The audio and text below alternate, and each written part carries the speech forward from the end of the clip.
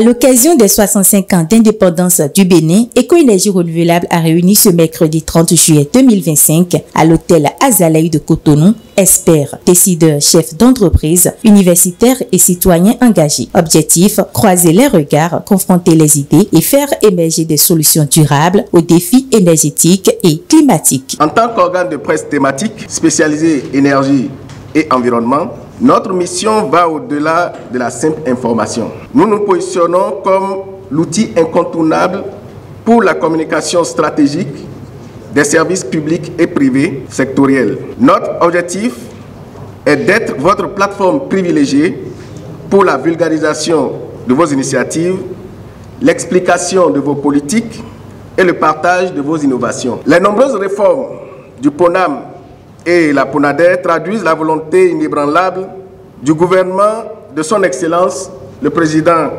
Patrice Talon, de doter notre administration d'instruments puissants pour accélérer notre transformation énergétique et environnementale.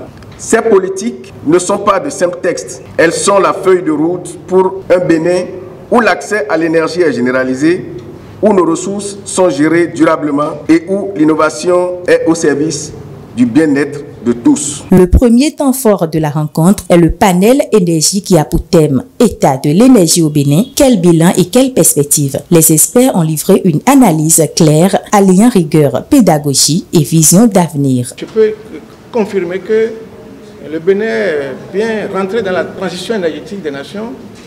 Il y a de l'espoir, il y a de la progression, au point où, vu le tableau des programmes d'action du gouvernement, vu le tableau des initiatives du secteur libéral, des entreprises et les partenariats au niveau international, très dynamique, je pense que bientôt, peut-être d'ici 10 ans, pourquoi le Bénin ne serait pas devenu un exportateur d'énergie, puisque nous allons franchir le cap de nos besoins à l'interne et aussi nous connecter sur le marché régional de l'énergie. Il faut reconnaître que pour nos ambitions, nous sommes encore à un taux très bas et notre production énergétique reste encore surtout dominée par le fossile et qu'il reste vraiment à faire. Quand on regarde la part de l'énergie bas carbone, aujourd'hui encore dans notre pays, on est environ à 2 kWh par habitant par an. Le gouvernement d'avoir la réalité du terrain en matière de la bonne pratique, de ce qui se fait,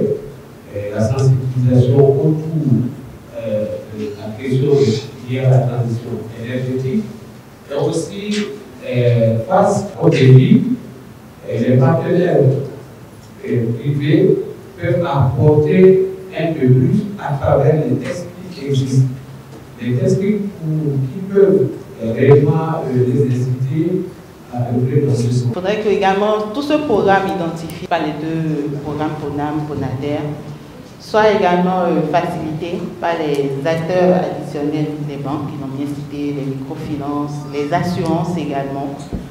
Sans eux, on ne pourra pas aller loin parce que c'est ensemble qu'on pourra soulever toute la dynamique. À côté, nous avons les institutions de formation parce que pour réussir ce que les gens font en 10 ans, pour le faire en 3 ans, 4 ans, il faut des compétences prononcées, renforcées en local.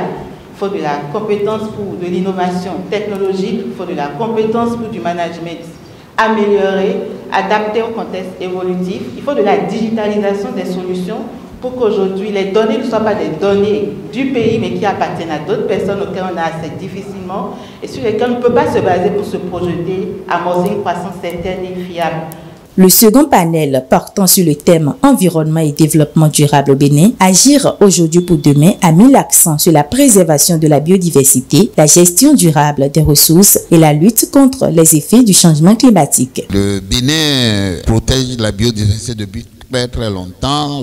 Vous savez, le Bénin a institué par exemple la journée de l'arbre depuis les années 80. C'est déjà une manière de protéger la biodiversité. En plus de ça, tous les gouvernements ont initié beaucoup de projets et ces projets-là, vous saviez qu'en premier lieu, vous aviez la restauration de nos forêts. Et ça, tous les gouvernements en ont fait leur cheval de bataille. Et le gouvernement actuel, je parle sous le contrôle du colonel qui est assis. Et actuellement, il y a de gros projets donc, de restauration des forêts classées. En matière de gestion environnementale, chaque ménage met en place devant sa maison un plan. Et c'est le chef du village qui gère ça. Et à chaque fois que vous arrivez à mettre sous terre votre plan et que vous entretenez jusqu'à terme, vous avez un prix. Voyez-vous, il y a des actions simples qui peuvent avoir des impacts dans le futur. Je pense aussi que les sociétés qui interviennent dans les activités produisent des déchets, il faut un mécanisme pour leur permettre de prendre leurs responsabilités vis-à-vis de la société. Il faudra encourager toutes les entreprises qui font la promotion de la réutilisation de ces déchets-là et de leur valorisation économique. En général, on regroupe les grandes personnes, les adultes, on leur parle de l'environnement, on parle de tout, ils écoutent, ils se lèvent, ils partent. La plupart, ça finit là en même temps.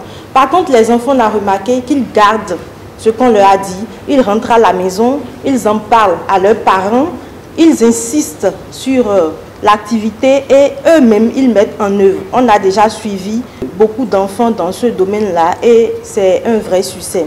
Avec cette première édition, Éco-Énergie Renouvelable affirme son rôle de média engagé autour des enjeux de développement durable au Bénin à travers son magazine, sa web TV et ses actions citoyennes. Cette première édition qui, ma foi, nous met sur un chemin véritablement concret par rapport à la communication, par rapport à la sensibilisation, par rapport à l'éducation, par rapport à l'information de tout ce qui se passe dans le secteur énergétique. Vous êtes acteur du soleil photovoltaïque, de l'agriculture durable, de la gestion des déchets ou de la biodiversité. Participez à nos prochaines causeries débats pour booster la visibilité de vos solutions et innovations auprès d'un public large et diversifié. Éco-Énergie Renouvelable, la vitrine des solutions durables.